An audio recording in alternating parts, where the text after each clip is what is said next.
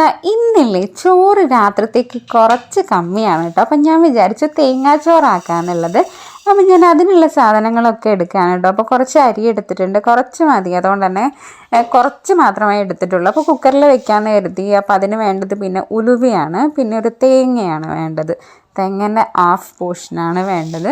അത് നമ്മൾ ഇഷ്ടത്തിനനുസരിച്ചാണ് ഇടുക. ഞാൻ കുറച്ച് കൂടുതൽ ഇടാറുണ്ട്, കാരണം തേങ്ങ കൂടിയാലും നല്ല ടേസ്റ്റാണ് കേട്ടോ. അപ്പോൾ ഞാൻ തേങ്ങയൊക്കെ ഇതാ ചിരകി വെച്ചിട്ടുണ്ട്. ഇനി നമുക്ക് നമ്മുടെ അരിയിലേക്ക് നമുക്ക് വേണ്ട സാധനങ്ങളൊക്കെ ഇടാനുണ്ട്. ഉലുവയും അതുപോലെ തന്നെ പിന്നെ ഒരു ഇൻഗ്രീഡിയൻറ്റും കൂടി ഉണ്ട് കേട്ടോ. അതായത് നമ്മളെ ചെറിയുള്ളി വേണം. അപ്പോൾ അതും കൂടി ഞാൻ തോലൊക്കെ പോക്കി അരിയിലേക്ക് ഇട്ടിട്ടുണ്ട്. എന്നിട്ട് നമ്മുടെ അതായത് വലിയ ചെറിയ ഉള്ളിയായിരുന്നു. അപ്പോൾ ഞാൻ 2-3 പീസാക്കിയിട്ട് ഞാൻ അരിയിലേക്ക് ഇട്ടു. പിന്നെ നമുക്ക് വേണ്ട ഉലുവ എടുത്തിട്ട് അരിയിലേക്ക് ഇടാം. എന്നിട്ട് നമുക്കിത് മൂന്നും കൂടി ഒന്നിച്ച് കഴുകിയെടുത്താൽ മതി, കാരണം എന്തായാലും കഴുകണമല്ലോ മൂന്നും.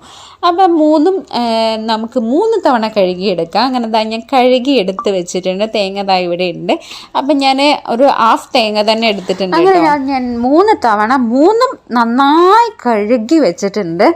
ഇനി നമുക്ക് ഇതിലേക്ക് തേങ്ങ ഇടണം, അതുപോലെ തന്നെ ഉപ്പിടണം. ഇത്രയും ഇതിന് വേണ്ടുള്ളൂ. ഇത് നമുക്ക് എന്താ പറയുക, കറിയൊന്നും ഇല്ലാതെ തന്നെ കഴിക്കാൻ പറ്റിയൊരു സംഭവമാണ് കേട്ടോ. കുറച്ച് തേങ്ങ ഇട്ട് കഴിഞ്ഞാൽ തന്നെ എന്താ പറയുക, ആ ഒരു ചോറും തേങ്ങയും കൂടി നന്നായി മിക്സായിട്ട് ഈ ഒരു ഉലുവയും ഈ ചെറിയുള്ളിയൊന്നും കാണത്തില്ല, അങ്ങനെ നല്ല മിക്സായിട്ട് വരും. അപ്പോൾ എന്താ പറയുക, വേറൊരു ടേസ്റ്റാണ് കഴിക്കാൻ. ഇനി പപ്പടം അതിൻ്റെ കൂടെ ഉണ്ടെങ്കിൽ ആ പപ്പടം കൂട്ടി കഴിക്കാൻ ഭയങ്കര ടേസ്റ്റാണ് കേട്ടോ. അങ്ങനെ ഞാൻ തേങ്ങയൊക്കെ അതിലേക്ക് ഇട്ടിട്ട് ഞാൻ കുറച്ച് ഉപ്പും കുറച്ച് വെള്ളം കൂടി ഒഴിച്ചിട്ട് വെക്കാൻ പോവാണ് കേട്ടോ. വൈകുന്നേരം ഇവർക്ക് ചോറ് നിർബന്ധമാണ്. അപ്പം ഞാൻ നൈറ്റ് അങ്ങനെ ചോറ് കഴിക്കാറില്ല.